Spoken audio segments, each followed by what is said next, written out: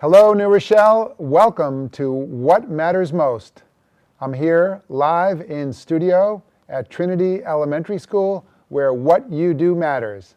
I have a special guest with me today, our Director of Health and Physical Education, Tilsa González.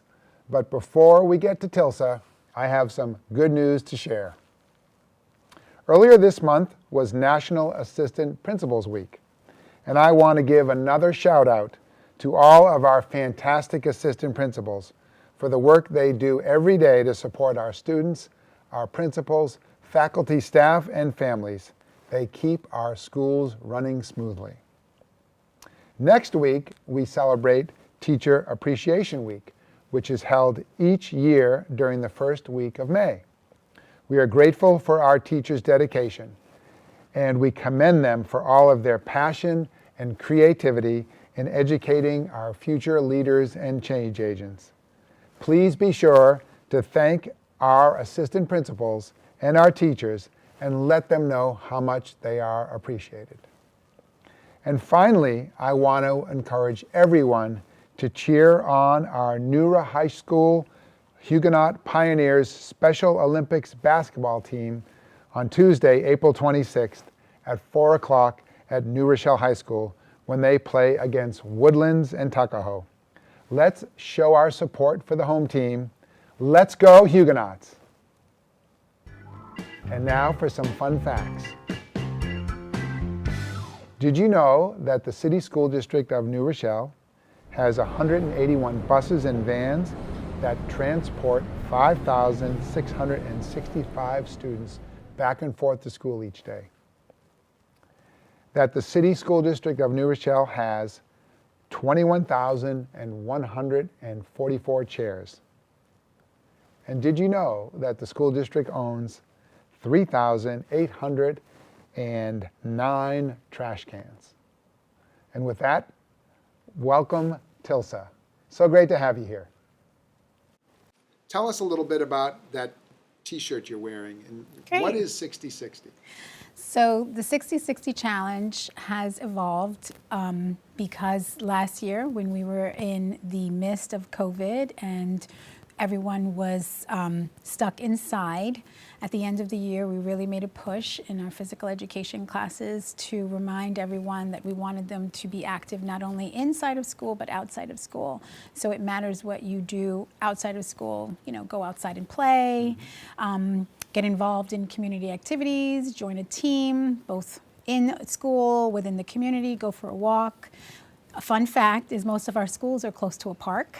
So the playgrounds are usually open after school. So just having teachers encouraging the children to participate in activity outside of school. Families that exercise together and develop that habit usually, grow healthier together. That's great. That's great. So it naturally brings up the question, what matters most to you, Tilsa, when it comes to our students and our faculty and staff?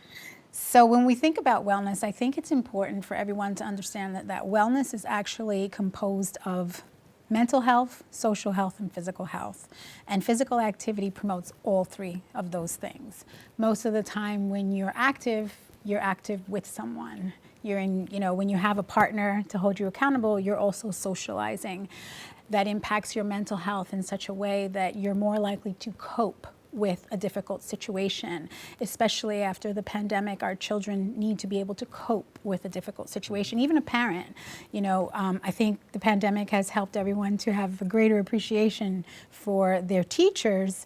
And so when we think about a stressful situation, exercise gives us the ability to cope, both physically, mentally, and even socially. Because if you have that exercise partner, you have someone to talk to. When you exercise, your body releases proteins and chemicals that allows your brain to chemically counteract the impact of stress, and then physically your body just becomes stronger. You're exercising the heart so that this way when your body interacts with the environment, your body is stronger to be able to get through any situation. So let's go back a ways. Can you share a little bit more about your story? How'd you get to where you are today? And Interesting. What was your real drive to Sure. To start working in a school district in this position of health and wellness? Yeah. So first of all, they say if you love what you do, you never work a day in your life. Well, here we are So at Trinity. That certainly yes, speaks to it. absolutely. So so it's actually surprising that I love fitness as much as I do because I didn't always love it. I was not the child to go out and play. Okay. So I can empathize both with the child who might say, I don't think I want to go outside and play, and with the person who just can't get enough of exercise. I was a physical education teacher for 16 years in New York City. Wow. And then I moved on into administration, and I held a bunch of different roles.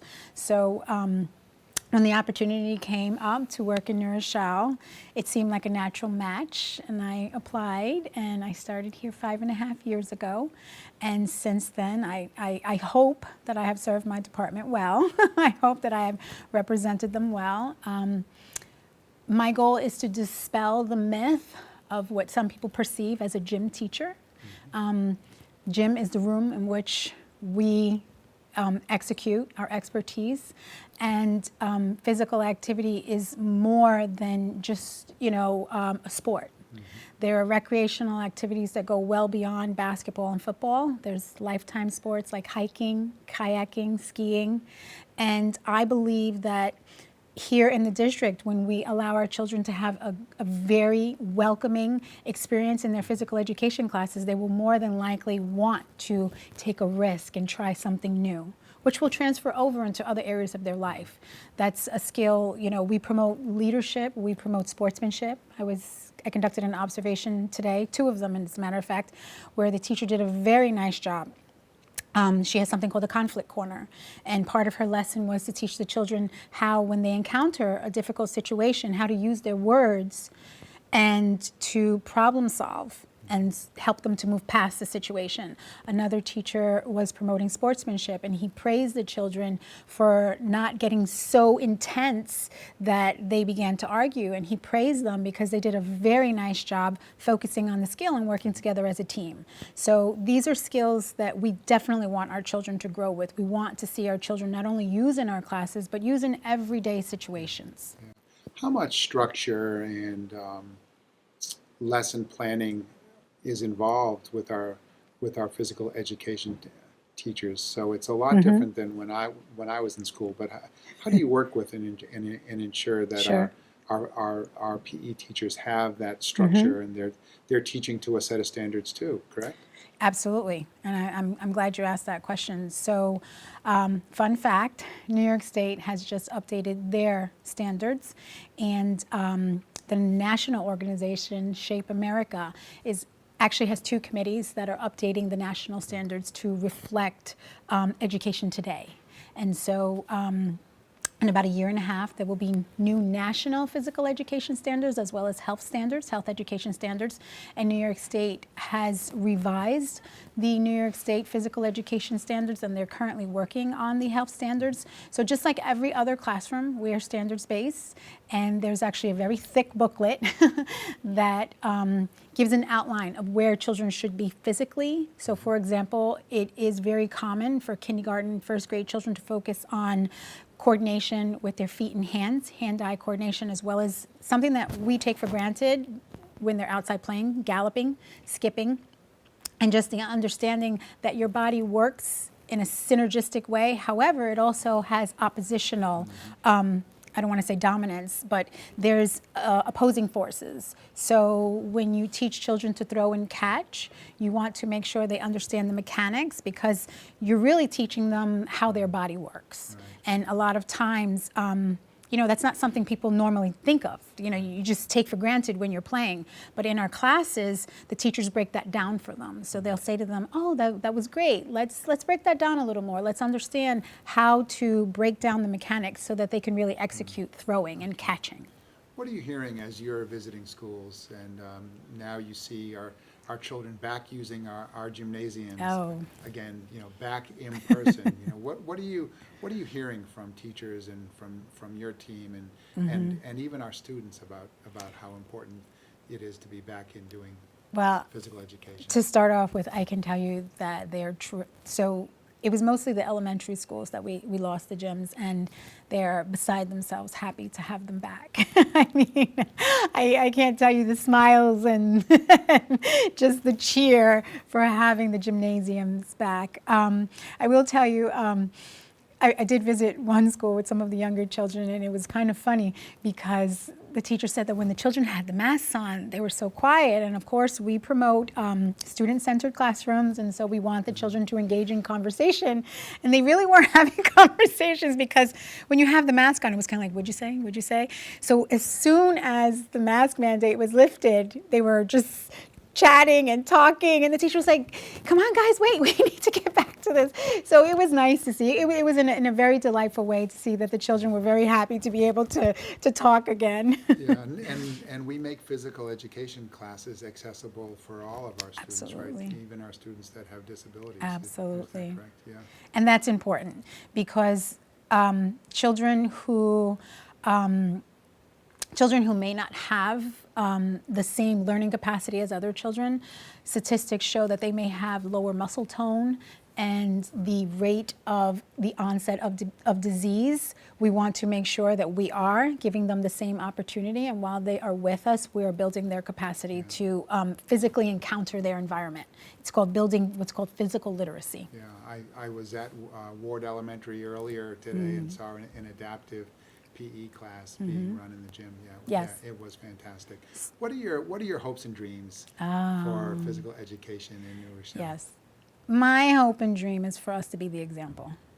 My hope and dream is for people to refer to us when they talk about physical education, and for people to want to, on a national level, when they think of an example, I want them to use our name. That's a big ask, and sometimes I'm a little intense about it, but you cannot make an omelet unless you break some eggs. Yeah. So what's your North Star? What's your guiding light in terms of everything you do, waking up every day? So that's a good question. I think two things. One that I would say is everybody has the capacity to change. I think as we learn, we grow, and that's the normal. If you're not growing, then like why? So when you think about someone changing and you think about exercise and how the body adapts, it's actually very fascinating. I mean, when you get into the science behind it, it's actually very fascinating how the body encounters a load, and when it encounters that load enough times, eventually it's not a load anymore. You have to increase the capacity, and then the body will continue to increase that load, and then it's not a load anymore.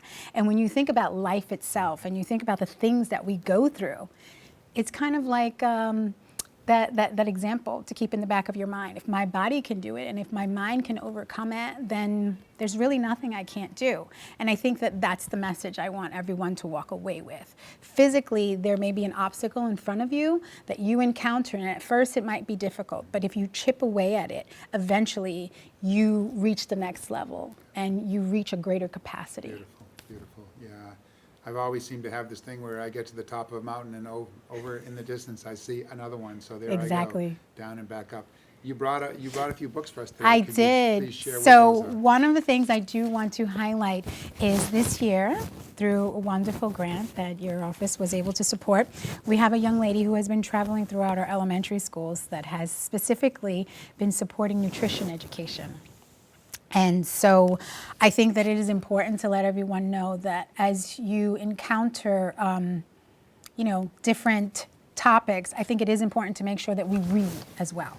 So when you think about, when you think about reading to your children, think about reading about nutrition as well. So, there's a perception that children don't like vegetables. Well, have them read about it. Have them read about it. Have them, look for a book that talks about the food groups, so that they can encounter food in such a way that they might encounter video games, make it fun. And so if we just engage in things in our environment, and the more we put it in, like the 60-60 challenge, the idea is to make it a habit, make it something that you don't think about anymore. You don't think about it as something that's an add-on. It's just natural, and it just happens. So I do want to emphasize that we should make sure that we're also reading books about nutrition, about health to young children. That's how they will accept it as part of who they are. Right, that's great. Final tip for our viewers as we close out. One little thing you would recommend everyone, you know, how to start your day, end your day, in the middle of a day. What advice do you have? I would say do not underestimate the power of a walk. It can be very, very calming. And I think that taking a walk in the morning and just, you know, especially when you have that twilight time in the morning and the sun begins to come up and you're, you know, you can see that transition, I think that's a wonderful day to start the day. Or the opposite, if you take a walk in the evening after dinner, it just really kind of relaxes you and just puts you in the mood for whatever comes next. I'm going to take you up on that. So there we have it, New Rochelle, our What Matters Most with our Director of Health and Physical Education. We are so happy to have you here, Tilsa Gonzalez. Thank you so much, and thank you for everything that you do. Thank you. Okay. See you next time, New Rochelle. What Matters Most.